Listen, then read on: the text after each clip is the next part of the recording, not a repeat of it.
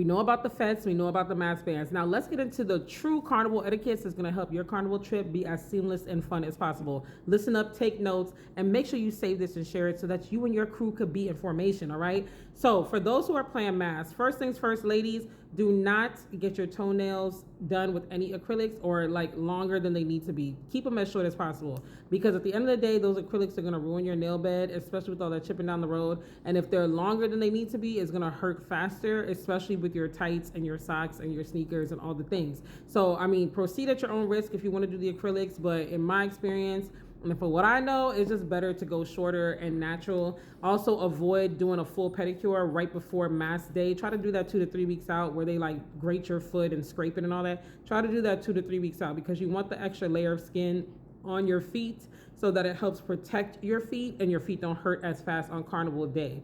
The other thing you want to keep in mind, if you're wearing fishnets, wear socks underneath the fishnets. A thin layer of ankle socks does the trick, but you don't want the fishnets rubbing up against your skin, because that's going to feel like a grater inside of your shoes, and it's going to be very uncomfortable and just take away from the fun of the experience, and also breaking your shoes. So if you're buying shoes, buy them early, wear them a couple times, break them in, because we need something tried and true, honey, that's going to take you the distance for the day. So also, extra points if you get gel inserts. I would suggest you take out the inserts that come in the shoe and put the gel ones, but if you could wear both and it's comfortable, then I would do that, and I would try to get a half size bigger so that you get extra room in your shoe. Or if you have a pair of shoes that's a little big, try to wear those so you get extra room. It just makes it more comfortable on Carnival Day. The next thing we gotta cover, and this is also for my fellow revelers, using the bathroom when you're in costume, okay? I know, we all know actually, porta potties can get very nasty very quick. Let's just keep it a buck.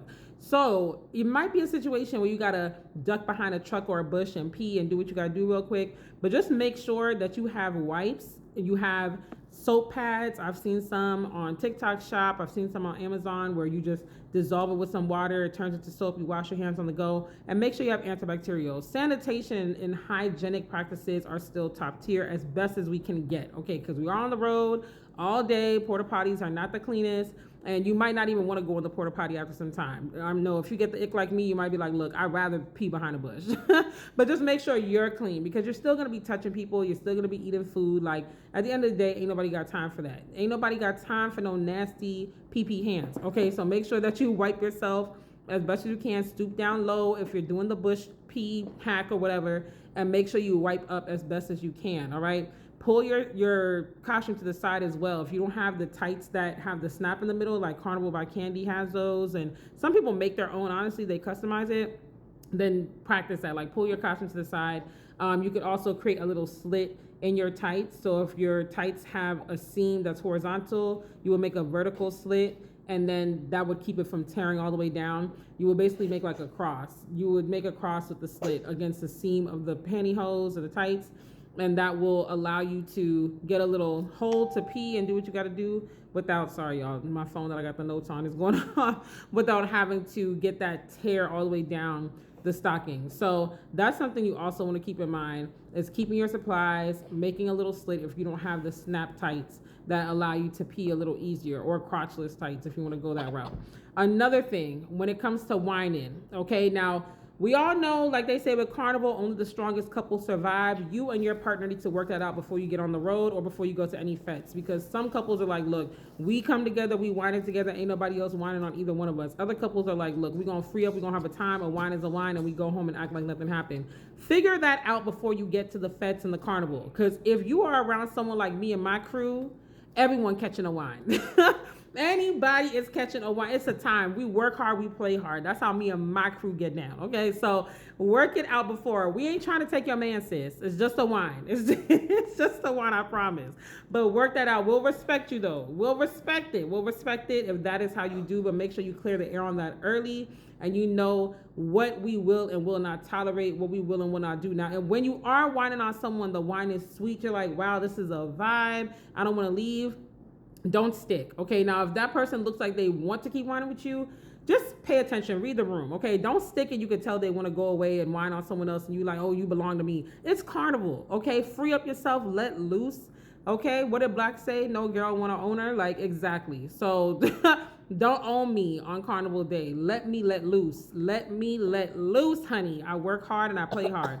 But definitely make sure that you clear the air on all of that before you get to the fence and before you play mass. Now, the last category that I have, or the last two, I should say, friendships and being prepared for weather. Now, you, again, with your friend group, got to determine when we come together, are we leaving together? Which that's usually how me and my people work. We try to coordinate and make sure, like, okay, if other friends are meeting up with us, we know that, so that safety first. At the end of the day, these events are fun, but safety is always first and paramount. So we want to make sure that who we come with, we leave with, or they are at least accounted for when we leave. Or if someone's leaving and they're like, I'm gonna go back to the house or the Airbnb, we're like, text us when you get there, let us know you made it. We try to carpool. We try to do all those things. So again, these are conversations that you need to have with your friend group. You need to designate a meeting spot just in case you guys lose track of each other. Maybe you're playing in different mass bands. You're like, look, at the end of the day, if we lose track of each other, we know we're going to meet each other up at this spot, because your cell phone might not work, and I suggest you walk with a portable charger,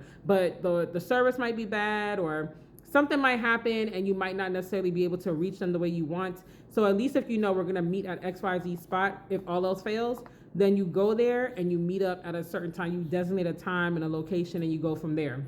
Also, know the pace of your friend group. Now, if your friend group is like me, like I said, most of us work hard, play hard. We go hard when we go out because of the nature of the lives that we live. We're very industrious and ambitious and hardworking women. So we outside, we are outside. However, your friend group and the people you're going out with might vary. You might have people that want to go a little slower. You might have people that are like, we go hard or we go home. Figure out the pace and respect each other's pace. If someone wants to go home early and maybe someone else in the crew wants to go home early, let them go home early. The rest of you stay home, or stay out, I should say, and enjoy yourselves. But figure out the pace, discuss these things beforehand, and respect each other's pace and boundaries. Everyone is different. Don't be the one that ends up making everybody go home early because you want to be a stick in the mud, but also don't be the one that ruins everyone's trip because you want to do the most and people are tired and crying and sign down a wall and you literally don't ever want to close your eyes. Like, try to respect everyone's pace and be aware of that, but no person left behind. Implement a buddy system, implement meeting spots, implement things that will keep people from like slipping through the cracks and just disappearing or, not being accounted for. We don't want that. Safety and accountability is always first. Don't wander off by yourself either. Always let someone know, like, hey, I'm gonna go here, I'm gonna do this, or I'm gonna do that. Last but not least, the weather. Be prepared for weather because May is rainy season in Guyana. It might just rain suddenly. So be prepared. If you can, keep a little umbrella near you or something to wrap your head. I would also suggest that you build your immune system up because you will be in a crowded environment. Plus with the rain and things like that, it could go left. So I would suggest you start building up your immune system from now. Increase your vitamin C, elderberry, the things that people be taking. Increase all those things so you can be ready. Walk with some airbornes, walk with some little Theraflu packs if you need it, just in case you feel something coming on. You can nip it in the bud quickly, and just be prepared in case you do feel anything. Be prepared in case rain does come. You could get the little tiny umbrellas, or like I said, something to throw over your head to protect yourself, to make sure you're good. If you do get rained on, try to take something when you get home to the Airbnb or back to your house at night, and just make sure you're taking care of yourself because these events are fun, but like I said, you're in a crowded environment. A lot of stuff is going on. Your immune system can be weakened. So just be prepared for anything. So that's all that I have for you for this video of Carnival etiquettes. Let me know if there's anything else that you want to know, any questions you have, and I'll make a follow-up video.